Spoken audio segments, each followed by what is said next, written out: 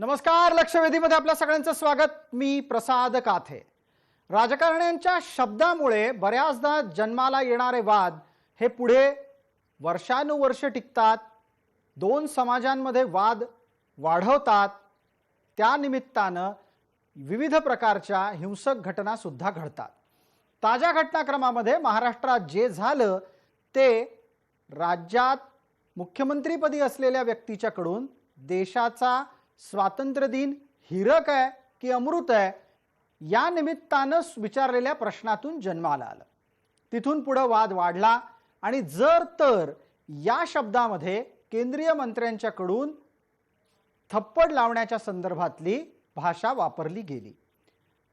भूतकाळात थोडंसं डोकवून पाहिलं तर राजकारण्यांच्याकडून करण्यात आलेली विविध प्रकारची वक्तव्य ही अशाच स्वरूपानं चर्चेत आलेली आहेत.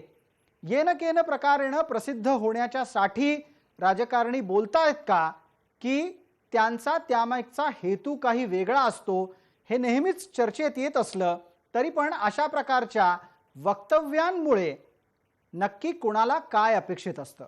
महाराष्ट्रात आत्ताच्या घडीला ज्या पद्धतीचा वाद जन्माला आला त्या वादाच्या नंतर जे राडे रस्त्यावर झाले ते पाहता महाराष्ट्राची काय ओळख भारतामध्ये समोर आलेली आहे. या शब्दांच्या देवाणघेवाणीतून आपली आपली वोट बँक आपली आपली मतपेढी अधिक मजबूत करण्यासाठी जर राजकारणी काम करत असतील तर त्यातून योग्य तो संकेत भविष्यासाठी अधोरेखित होतोय का या आणि अशा अनेक प्रश्नांसह आजची लक्षवेधीची चर्चा शब्दाला सत्याची धार.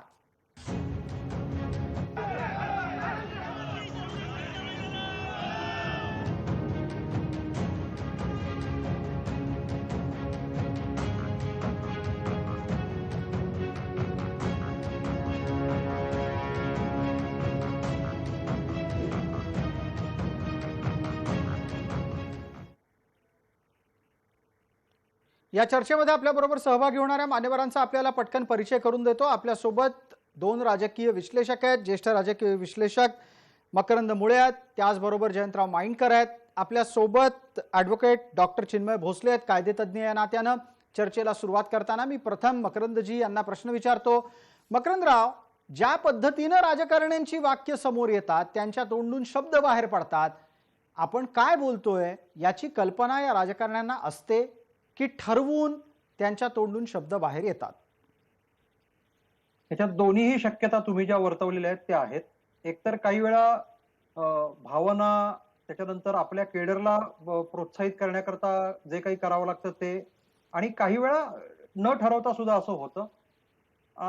फक्त ह्या वेळेची अडचण मला जी जाणवली आहे की शब्द उच्चारणारे कोण, ते उच्चारणारे कुठल्या विचारांचे, पक्षांचे, त्याच्यावरनं त्या शब्दांचं राजकारण करायचं की नाही ठरतं.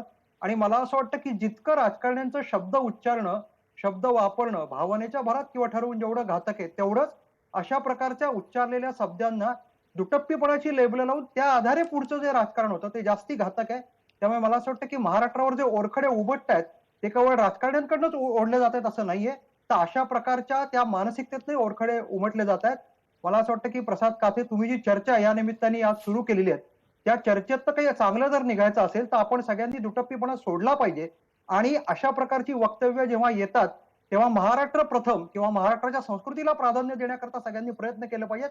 वक्तव्य करणारा कोण यापेक्षाही त्याच्यामुळे कोण दुखवलं जातंय, कोणाच्या भावना दुखावल्या जात आहेत, आणि 61व्या वर्षातला जो महाराष्ट्र आहे त्याच्यात काही त्रास त्या महाराष्ट्राच्या अधोगतीकडे आपण जातोय का याच्याकडे बघण्याचा दृष्टिकोन मला असं वाटतं आपण विकसित केला पाहिजे. बिलकुल मकरंद मुळे, आपण वारंवार या मुद्द्याला अधोरेखित करत असताना दुटप्पीपणा असा शब्द वापरलात, नक्की काय अभिप्रेत आहे तुम्हाला? नाही, मी जसं म्हटलं की आपण कालच्या चर्चेच्या निमित्ताने आज सगळे एकत्र, म्हणजे विषयामुळे आज सगळे चर्चे आलेले आहोत. एखाद्या भाषेला आपण लेजिटिमेट करतो, एखादी भाषा ही स्वाभाविक आहे असं म्हणतो, आणि त्याच वेळी दुसरी भाषा मात्र असंस्कृतिक आहे, द्रोह करणारी आहे, अशा प्रकारचं जेव्हा करतो त्यातनं जे अगदी अगदी अगदी फार फार फार फार महत्वाचा मुद्दा आहे हा. आणि हा महाराष्ट्राच्या राजकारणाची चर्चा जेव्हा जेव्हा येते त्यावेळेला चर्चेत घेण्यासाठी गरजेचा मुद्दा आहे. एका कुटुंबानं काही बोललं की महाराष्ट्रात ती शैली म्हटली जाते, दुसरा बोलला की जीभ घसरली म्हटली जाते, हा दुटप्पीपणा मकरंद मुळे यांना कदाचित अभिप्रेत असावा आणि अधोरेखित सुद्धा करायचा असावा. बरोबर आहे? एक्झॅक्टली त्याचमुळे आपण जो विषय घेतलाय की शब्दाला सत्याची धार, तर असं भान सगळ्यांना ठेवणं अपेक्षित आहे. हा खरं म्हणजे कालच्या ह्याच्यातनं धडा आपण घेतला पाहिजे. बिलकुल. आता आपण या निमित्तानं पटकन एकदा कायदेशीर मुद्दा समजावून घेऊ, त्यानंतर जयंतराव माइंडकरांना बोलतं करू. आपल्यासोबत ॲडव्होकेट डॉक्टर चिन्मय भोसले आहेत. भोसलेजी, हाच मुद्दा कायदेशीर दृष्ट्या समजावून सांगा. एक व्यक्ती, एक घराणं, विशिष्ट घराण्यातली काही माणसं सातत्यानं आपल्या विरोधकांचा पाणउतारा करताना पाहिली गेलेली आहेत. सोनिया गांधी यांच्याविषयी बाळासाहेब ठाकरे काय बोलायचे हे सगळ्या महाराष्ट्राला माहिती आहे. राहुल गांधी यांच्याविषयी विद्यमान मुख्यमंत्री काय बोलतात हे सगळ्यांना माहिती आहे. त्याआधी ते काय बोलायचे ते लोकांनी ऐकलेलं आहे. शरद पवारांना कोणत्या विशेषणानं बाळासाहेब कायम हिणवायचे ते सगळ्यांनी ऐकलंय.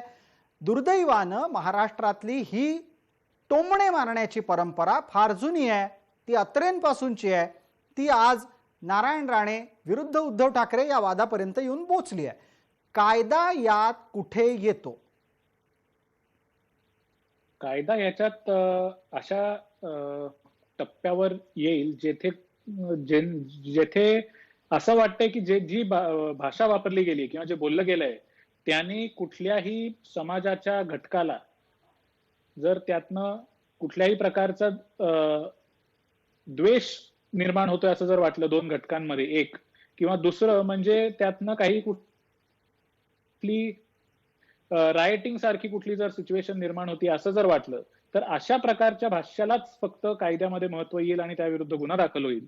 परंतु वैयक्तिक कुठले जर टोमणे मारले गेले असतील ज्याला कायदेशीर दृष्ट्या कुठल्याही स्वरूप देता येणार नाही किंवा ज्यातनं कुठल्याही प्रकारचा लॉ अँड ऑर्डर सिच्युएशन निर्माण होणार नसेल तर तशा टोमण्यांना कायदा लागू होणार नाही. अगदी चिन्मय भोसले या निमित्ताने पटकन मुद्द्याचा उल्लेख करतो. आपल्याला आठवत असेल भूतकाळामध्ये नाही तर पण फार लांबही जाण्याची गरज नाही, ज्या वेळेला राज ठाकरेंचा एक स्वतंत्र राजकीय व्यक्ती आणि पक्ष म्हणून महाराष्ट्रात उदय होत होता त्यावेळेला सुद्धा राजकीय पातळीवर स्वतःला प्रस्थापित करण्यासाठी राज ठाकरेंकडून अनेक वक्तव्य केली गेली. ते कोर्टात ज्या वेळेला लढताना या सगळ्या प्रकरणी बचाव करायचे तेव्हा जर आणि तर या दोन शब्दांचा आधार घ्यायचे. आपण एक निष्णात वकील आहात भोसलेजी, तेव्हा चिन्मयजी आपण सांगा, जर आणि तर ही शब्द प्रक्रिया वापरून अशा प्रकारचे शब्द वापरून केलेलं वक्तव्य हे बराचदा कोर्टात चिथावणीखोर ठरत नाही, याच्या मागचं काय कारण असतं? त्याचं कारण मुळात हे एकच, मी म्हटलं तसं कोर्टात कधी येतं कायदा कधी त्याच्यात वापरला जातो तो एकाच गोष्टी किंवा एकाच घटकेला वापरला जातो, तो म्हणजे लॉ अँड ऑर्डर सिच्युएशन तुमच्या भाष्यातनं निर्माण होती आहे की नाही. मग कधी कधी एखादं ते साधं ट्विट असतं त्यातनं बरंच काही घडून जातं आणि त्यावर देखील गुन्हा दाखल होतो. परंतु कधी कधी दोन दिग्गज लोक एकमेकांविरुद्ध बरंच काही बोलून जातात पण त्यातनं लॉ अँड ऑर्डर सिच्युएशन जर निर्माण होत नसेल तर त्यावरती गुन्हा दाखल होत नाही आणि त्याचं कायदेशीर दृष्ट्या कुठल्याही प्रकारचं त्याच्यावर कुठलीही ऍक्शन घेतली जात नाही. अगदी, म्हणजे त्याची कायदेशीर दृष्ट्या दखल घेण्याची गरज आहे का नाही ते ठरू शकतं. जयंतराव माइंडकरांना बोलतं करायचंय. जयंतराव, इथे एक अत्यंत महत्वाचं वळण आहे चर्चेतलं. तुम्ही जे बोलता त्याचे परिणाम काय होतात यावर पुढची प्रक्रिया अपेक्षित असते. आता नारायण राणे यांनी केंद्रीय मंत्रिपदाच्या निमित्तानं काढलेल्या जन आशीर्वाद यात्रेच्या निमित्तानं जेव्हा जर आणि तर मधलं एक वक्तव्य केलं त्यानंतर त्यांना अटक करून तणाव निर्माण वाढवला गेला की त्यांच्या वक्तव्यानं तणाव निर्माण झाला होता? जयंतराव बोला, आपला आवाज येत नाहीये. जयंतराव, आवाज म्यूट ठेवलाय तुम्ही. स्वतः तुमच्याकडचा माईक ऑन करा आणि बोलायला सुरुवात करा. मी क्लिअर सांगतो की त्यांच्या वक्तव्याने तणाव निर्माण झालेला नाही. माझा आवाज येतो आहे? अगदी येतोय. तुमचं वाक्य आहे नारायण राणे जे बोलले त्यामुळे तणाव निर्माण झाला नाही. मग आता माझा पुढचा प्रश्न तुम्हाला असा आहे, नारायण राणेंना अटक करून तणाव निर्माण केला गेला का? हो, एक पॉलिटिकल एनकॅशमेंटचा हा प्रयत्न असू शकतो असं दिसतंय. कारण हे वाक्य हे एवढ्या मोठ्या प्रमाणात पॉलिटिकली मोठं नाहीये किंवा एवढं मोठं काय असं हलचल माजवणारं असं हे वाक्य नाही की ज्याच्यामुळे त्याला अरेस्ट वगैरे करावी. ते सुद्धा एका केंद्रीय मंत्र्याला अशा प्रकारची वाक्य गेली 33-34 वर्ष कव्हर करणारा एक पत्रकार मी आहे. मकरंद सुद्धा या बाबतीत माझ्या बाजूनी आहे, मला माहिती आहे. आम्ही दोघांनी पण अशा प्रकारची अनेक वाक्य कव्हर केलेली आहेत. त्यांच्यातले राजकीय लागेबांधे आम्ही समजून घेऊन आम्ही शांतपणे मग जयंतराव फार बरं झालं पटकन मुद्द्यावर आलात आपण. या शब्दांमागचे राजकीय लागेबंधे काय आणि त्यानंतर केलेल्या कारवाई मागचे राजकीय लागेबंधे काय? हे बघा, एक लक्षात घ्या की शेवटी आपण एक मान्य करूया की नारायण राणे आणि सध्याचे मुख्यमंत्री शिवसेनेचे पक्षप्रमुख उद्धव ठाकरे यांच्यातून 2005-06 पासून विस्तव जात नाहीये, ही वस्तुस्थिती आहे. आणि त्यांना जेव्हा जेव्हा संधी मिळेल तेव्हा तेव्हा ते एकमेकांना कुठल्या कुठल्या भाषेत काय काय बोलतात. सामनातलं अग्रलेख किंवा सामनातल्या बातम्यांमध्ये नारायण राणेंचा कशा प्रकारे उल्लेख होतो आणि तेच राणे उद्धव ठाकरेंच्या बद्दल शिवसेना मी वाढवली हे म्हणतात. हे जर का आपण आता डिस्कस करत बसलो तर मला असं वाटतं हा एक तास सहज केवळ या विषयावर चालला अगदी जाईल. अगदी आजची चर्चा अर्धा तास आहे, त्यामुळे अर्धाही तास आपल्याला अपुरा पडेल असं मला वाटतंय. पण तुम्ही जो मुद्दा स्पर्श केला त्या निमित्तानं मकरंद मुळे यांना बोलता करतो. मकरंद मुळे, राजकारण्यांना आपली मतपेढी बांधून ठेवायची आहे, त्या मतपेढीला जे आवडतं ते ऐकवायचं आहे, म्हणून अशी चटकदार चमकदार लक्षवेधी वाक्य शब्द त्यांच्या तोंडून बाहेर पडतात का? त्याच्या परिणामांची त्यांना कल्पना असते की नसते? नाही, एक असं आहे की कोपरखळ्या टोमणे अलंकारिक भाषा ही खरं म्हणजे वापरली पाहिजे आणि त्यातनं असं काही नाही की प्रत्येक वेळी कटुतात निर्माण होते. थोडा आपला विषय अधिक समजावून सांगायला, सोपा करायला याचा आधार घेतला पाहिजे.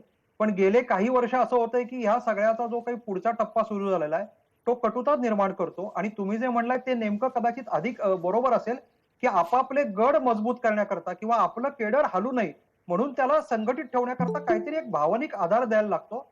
तर असे शब्द, अशी वाक्य, अशी भाषा वापरून असा भावनिक आधार देता येतो असं कदाचित राजकारण्यांना वाटत असेल. या प्रकरणामध्ये काय झालं एकदा तपासून घेऊयात. जयंतराव माइंडकर, तुम्हाला एक रिक्वेस्ट पॉपअप झाली आहे, त्यामुळे तुमचा कॅमेरा थोडासा फिकट पडलाय. मला सांगा जयंतराव, या संपूर्ण प्रकरणामध्ये कोणाला कुणाचा कुठला मतदारसंघ बांधून ठेवायचा आहे किंवा कुठली मतपेढी सांभाळायची आहे? एक लक्षात घ्या, फेब्रुवारी 2022ला मुंबई म्युनिसिपल कॉर्पोरेशनचं जो शिवसेनेचा गड आहे त्याच्या निवडणुका आहेत. त्याच्यामुळे अर्थात तो एक सर्वात महत्वाचा गड शिवसेनेला बांधून ठेवायचा आहे. आणि माझा सरळ आरोप आहे की नारायण राणे यांना भारतीय जनता पार्टीत घेऊन त्यांना केंद्रीय मंत्रीपद केवळ एका कारणासाठी दिलेलं आहे की तुम्ही शिवसेनेवर एक प्रकारे हल्ला करा, हे त्यांच्याकडे दिलेलं काम आहे. आणि ते यावर एकदा पटकन मकरंद मुळेंची प्रतिक्रिया अपेक्षित करतो. मकरंद मुळे, आपली प्रतिक्रिया. नाही, मुळात शिवसेना आणि भाजप एकत्र असतानाच नारायण राणे भाजपमध्ये आलेले आहेत. त्यामुळे हे अर्ध सत्य आहे की त्यांना केवळ या निवडणुकी करता आलेलं आहे. नारायण राणेंना ज्यावेळी प्रवेश शिवसेनेत भाजपमध्ये दिला गेला त्यावेळी काही शिवसेनेने आक्षेप त्यावेळी तरी नोंदवलेला नव्हता. त्यामुळे म्हणजे जयंत माइंडकर जे म्हणतात ते राजकीय विश्लेषक म्हणून कदाचित बरोबर असेल की निवडणूक जिंकण्याच्या विडा दिल्लीतनं उचलून नारायण राणे आता जनादेश यात्रा काढत आहेत. परंतु आणि परत समजा हे खरं जरी असलं तरी राजकारणात चूक काय आहे? सेनेला जर अंगावर घ्यायचं असेल, मुंबई आणि कोकणातलं सेनेचं जे वर्चस्व आहे ते मोडून काढायचं असेल तर भाजपने त्यांची जी काही रणनीती आखलेली आहे त्यातला एक पैलू नारायण राणे असतील. बाकी भाजपचा जो अजेंडा आहे, जो गेले अनेक वेळा आपण भाजपनी चर्चा केलेली आहे. अगदी याच्यावर एक पटकन कायदेशीर दृष्ट्या गोष्ट समजावून घेऊयात. आपण चिन्मय भोसले वारंवार हे अधोरेखित करता आहात की कोणतेही शब्द आपल्या तोंडातून बाहेर पडले की त्याची प्रतिक्रिया काय येते यावर कायदेशीर दृष्ट्या गोष्टी अवलंबून असतात.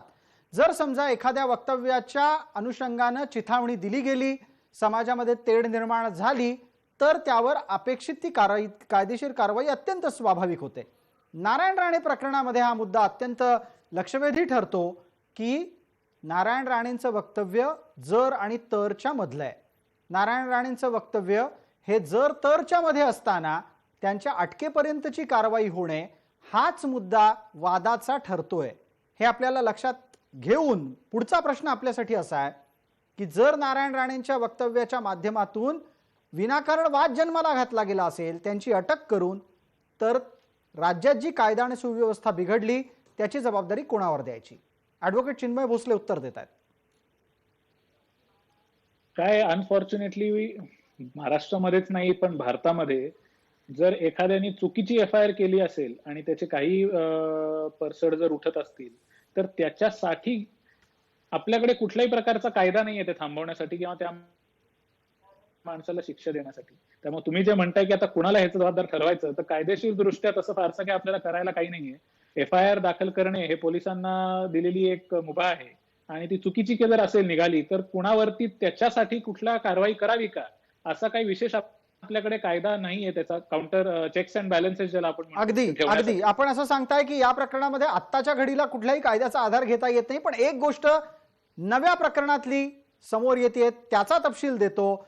महाराष्ट्राच्या विद्यमान मुख्यमंत्र्यांनी भूतकाळामध्ये उत्तर प्रदेशचे मुख्यमंत्री योगी आदित्यनाथ यांच्याबद्दल केलेल्या वक्तव्याप्रकरणी आता तक्रारी दाखल व्हायला लागल्यात. यवतमाळमध्ये या तक्रारी दाखल झाल्यात आणि त्या प्रकरणी तक्रार दाखल करून घेण्यात आलेली आहे. आता चिन्मय भोसले आपण मार्गदर्शन करा की कायदेशीर दृष्ट्या जो न्याय राणेंना तो न्याय ठाकरेंना होईल का? व्हायलाच लागेल कारण कायदा शेवटी प्रत्येकाला समानच असतो. आणि मी जसं तुम्हाला आधी देखील म्हटलं होतं, हे आत्ता जो गुन्हा दाखल झालाय तो नारायण राणे ह्या एका व्यक्तीवरती झालाय. युनियन मिनिस्टर जे नारायण राणे आहेत त्यांच्या विरुद्ध हा गुन्हा दाखल नाही. कारण जर तसं घडलं असतं तर 197 CRPCचं त्यांना प्रोटेक्शन असतं, कारण union minister is a public servant. त्यामुळे पब्लिक सर्वंटला अशी अटक करता येत नाही, गुन्हा दाखल करता येत नाही. एका प्रायव्हेट त्यांच्या कॅपॅसिटीमध्ये नारायण राणे ह्या व्यक्तीच्या कॅपॅसिटीमध्ये हा गुन्हा दाखल केलाय. त्यामुळे तसंच जर विद्यमान चीफ मिनिस्टर यांच्या विरुद्ध कुठला जर आक्षेप घेतला जात असेल तर त्यांनी तो वैयक्तिकरित्या जर एखादं कृत्य किंवा भाष्य केलं असेल तर त्याच्याबद्दल कोर्ट और law will take its own course. अगदी हा एक अत्यंत महत्वाचा मुद्दा ताज्या घडामोडीच्या अनुषंगाने चर्चा करत असताना आपल्या समोर आलेली माहिती मी मांडली. यवतमाळचा उल्लेख आहे आणि माइंडकर बोलणार नाही तसं होणार नाही. माइंडकर यवतमाळकरांनी काही वेगळं करायचं ठरवलेलं दिसतंय. विद्यमान मुख्यमंत्री म्हणून व्यक्तीच्या विरोधात नाही तर उद्धव ठाकरेंच्या विरोधातली ती तक्रार आहे. बरोबर आहे.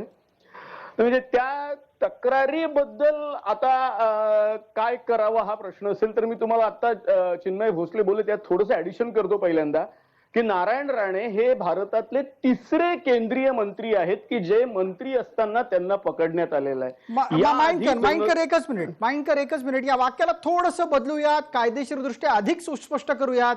नारायण राणे हे देशातली तिसरी अशी व्यक्ती आहेत की जे केंद्रीय मंत्री पदावर असताना अटकेला सामोरे गेले. बरोबर आहे? बरोबर आहे.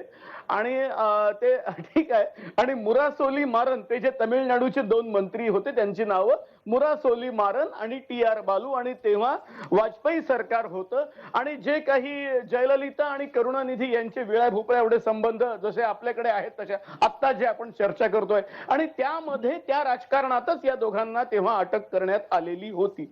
आता कमिंग बॅक टू म्हणजे यवतमाळ बोलायचं असेल तर यवतमाळच्या बद्दल जर का बोलायचं असेल, ही जर का तक्रार आता आफ्टरमाथ दाखल करण्यात आलेली असेल, आता तुम्ही आता असं करताय मग मागे काय त्यावर कारवाई काय केली? तर कायदा सरळ शब्दात असं सांगतो की कुठल्याही एखाद्या घटनेबद्दल तुम्ही किती दिवसात तक्रार करत आहात यालाही महत्व आहे. अगदी या मुद्द्यावर एकदा पटकन आपल्या सोबत असलेल्या कायदा तज्ञांचं मत घेऊ.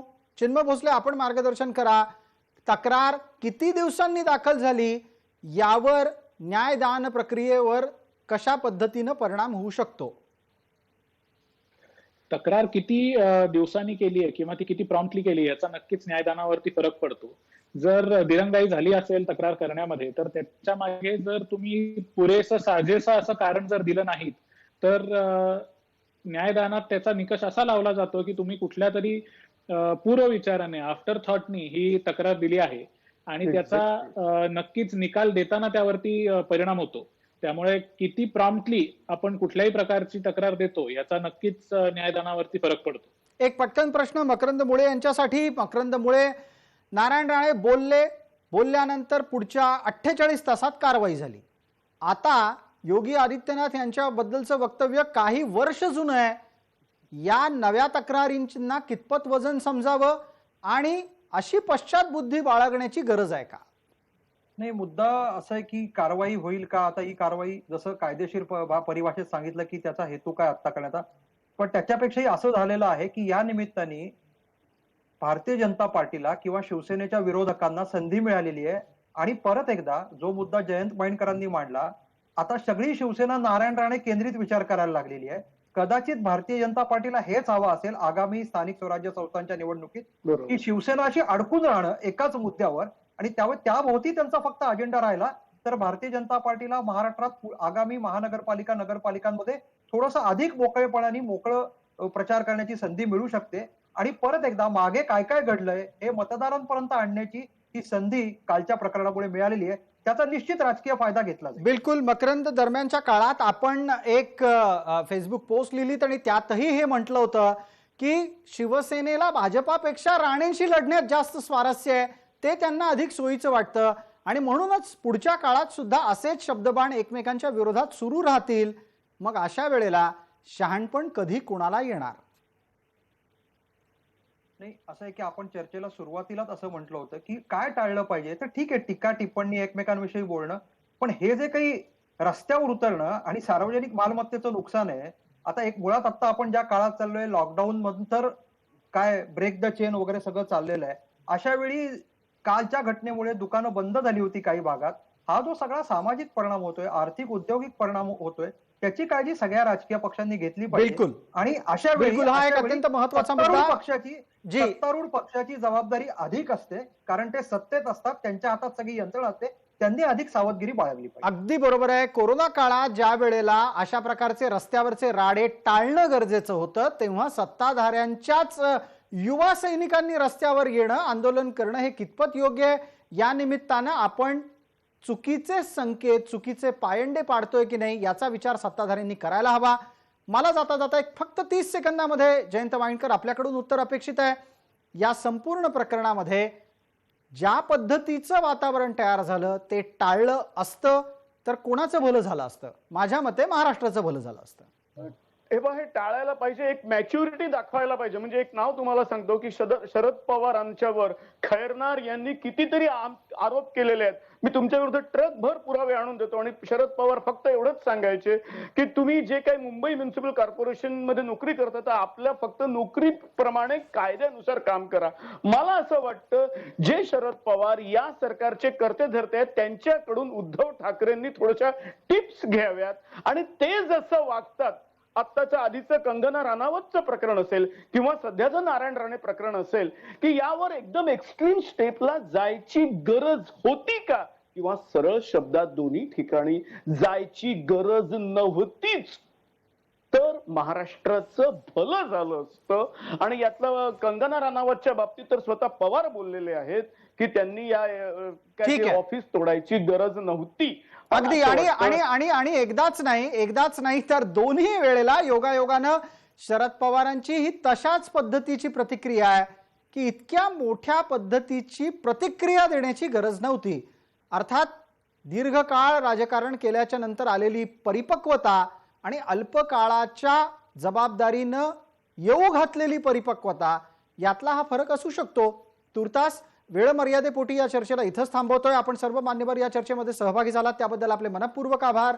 सर्व प्रेक्षकांना जय महाराष्ट्र.